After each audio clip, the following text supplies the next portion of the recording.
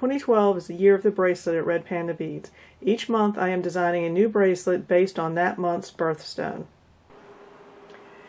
The birthstone for May is emerald, and I chose to use Miyuki size 10-0 triangles.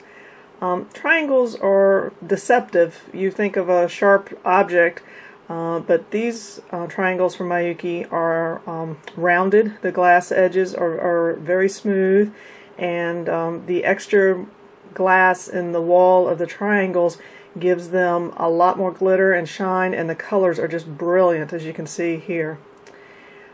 I chose to go with an open rectangle similar to an emerald cut that is very popular with emeralds, and it's a peyote stitch, and as you work your way around and add rows, the tension gets tighter and tighter, and you can see the rectangles actually start to curve. And then I finished it off with a Miyuki berry bead to trim, and after doing the 5 rectangles, I sewed or wove more of the triangle beads to create the links that hold them together, and the clasp is created with a link, and I used the gold-plated berry beads again to accent, and then the toggle again with the link here to attach it. These are the size 10-0 Miyuki triangles, and you can see where the light catches the angle of the flash that is there. It's so beautiful. These are the smallest triangles that Miyuki makes, and I'm going to show you the larger one so we can get an idea on the detail and the edges of the bead. These are the size 5-0 triangles, and I'm just using them so that you can see the detail. These are the largest triangles that Miyuki makes, and again you can see when the light shines through the side, the flash of the silver lining just comes through so beautifully. And you can see that it's got rounded corners on there. It's nothing sharp, and Miyuki triangles add a lot of texture if you're working with them and you want something to have texture, and that was what I was looking for with the wavy rectangles. So now you see close up what these beauties look like. And these are the gold-plated berry beads that I used to trim the open rectangles. And the berry bead is shaped similar to a peanut, and it worked perfectly to fit in the triangles to create the nice gold edge. And I like the gold-plated berry beads. They're a little bit more expensive, but they are just so beautiful. I'll be doing 2 versions, one with the gold-plated berry beads and another one with the Duracoat gold berry beads that are a little bit more economical for those who want to use that route. But since there's not that many in the kit, it really, I think, adds a nice accent, and nothing looks as good with emerald as gold. I'm really pleased with the way it came out. And to string this bracelet, I'm using smoke fireline. The beads are dark, and the smoke fireline is almost invisible when you use it, and fireline is a little bit stiffer than the spider wire that I like to normally use, and I wanted a stiff wire or a stiff thread that would help support the wavy rectangles. Okay, let's get started. First, you're going to take a 30-inch strand of the fireline and string 24 of the size 10 triangle beads. 21, 22, 23, 24. Okay, so bring them down, and you're going to bring them down to where you have about, I don't know, maybe 5-6 inches or so of thread, and that's just so that you'll be able to tie it off. So now come around and go back through the beads again to create a loop.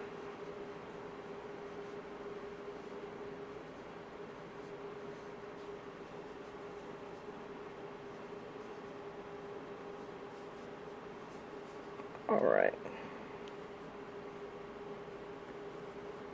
Now bring it tight down your loop and still have your tail there that you're going to use to tie back in, and go through the very first bead to seal the loop.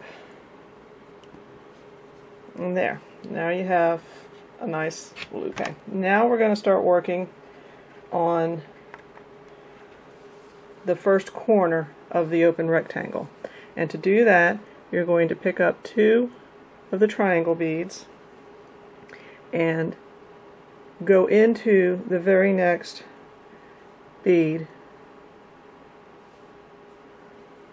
and pull it tight, and you can see the 2 beads sitting up there that create the first corner. So next you're going to do the regular peyote stitch,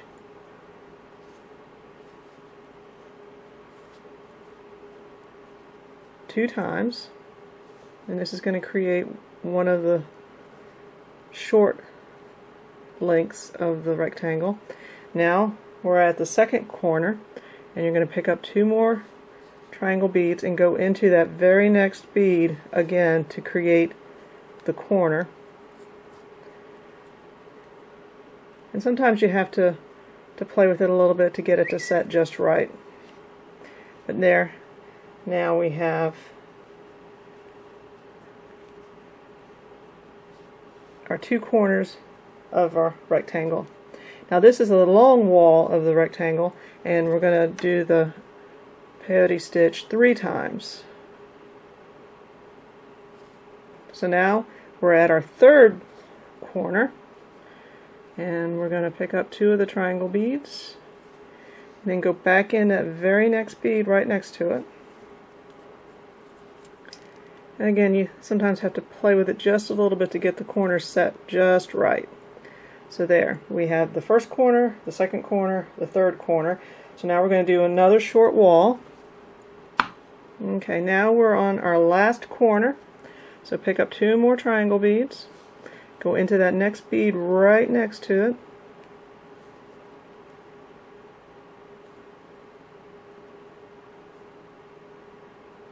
just the one bead, not both. There. And so now I have my 4 corners, and I just need to finish this last side here. There. Okay. So now you can see the rectangle.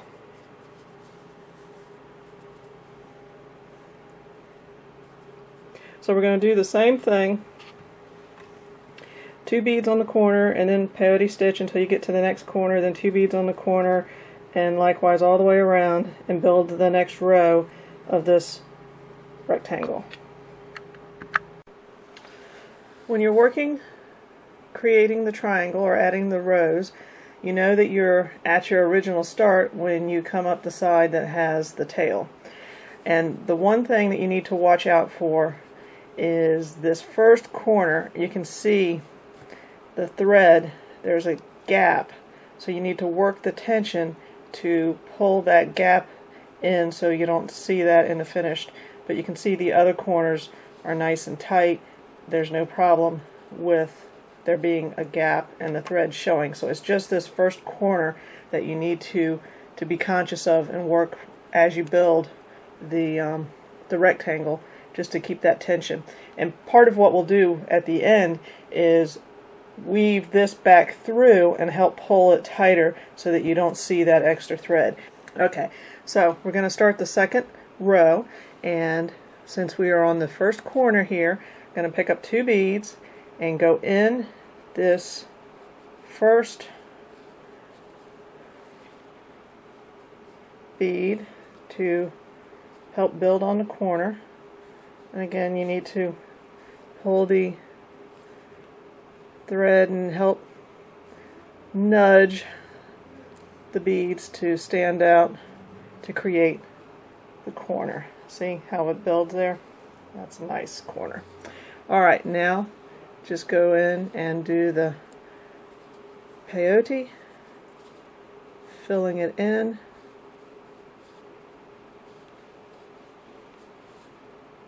All the way around.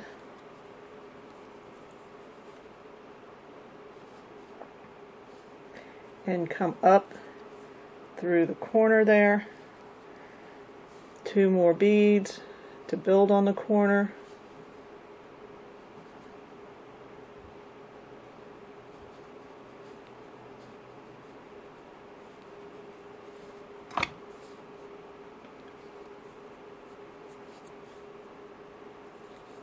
There, see a nice corner, how the beads stand on end. And I'm going to put the last bead in.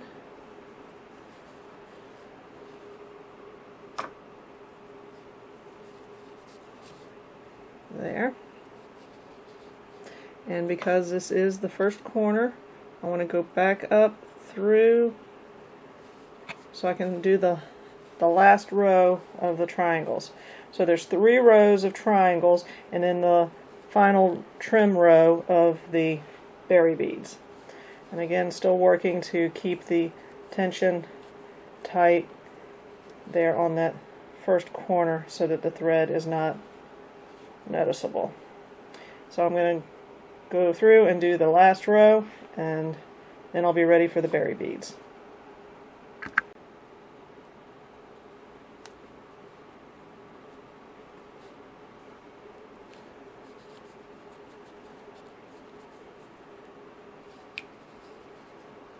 There, you hear that pop.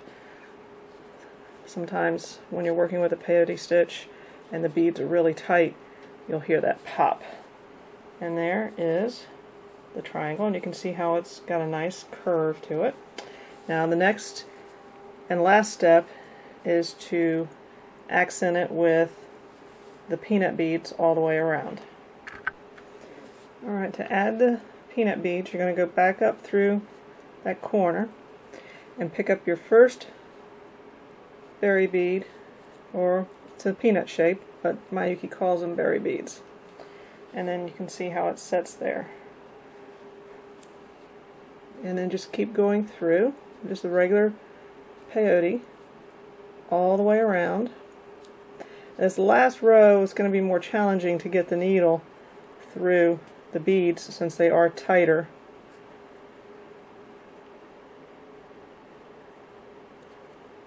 And then you want to make sure that they set down in there perfectly.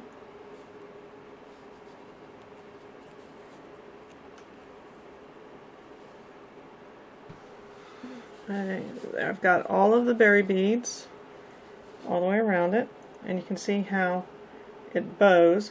And if you press this side down, then the ends will bow. And you know, whichever way you want to do it. I think I like it better when the short ends are down and the longer ends are bowed. They make a nice arch. But they tend to twist, so that's the way they should be. And it adds a lot of nice texture to the piece. And now I'm going to bring my thread through the top berry bead here and weave it through a few beads, and I'm going to bring the tail thread through to meet this one and then tie them off together, and then that way it makes it more secure. You don't have to worry about tying off 2 different spots because you bring them together and you tie them off together. And that is the first rectangle, and you'll repeat that process to create 4 more rectangles.